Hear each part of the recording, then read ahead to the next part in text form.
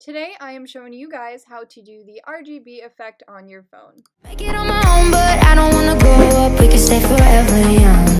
So in order to get the RGB effect on your iPhone, the first thing you're going to want to do is go into the app called Noise. It's spelled Noizz, and it's the one right here. And so once you have that downloaded, you're going to go into the app, and you're going to see that it says Video Editor, so you're going to click on that and select a video from your camera roll that you want to use. Okay, so once you have the clip that you want, it's going to pop up on a screen like this, and you can trim it by clicking on the scissors tool and just shortening the video clip and pressing the check button. And then once you have that, you're going to go to the top right corner that says next. So it will show you the original clip, and if you want to change or put your RGB effect, you're going to go to this effect tool down in the bottom left corner, and you're going to scroll until you find RGB.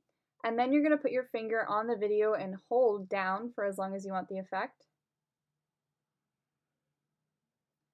And so when it plays, it's going to look like this.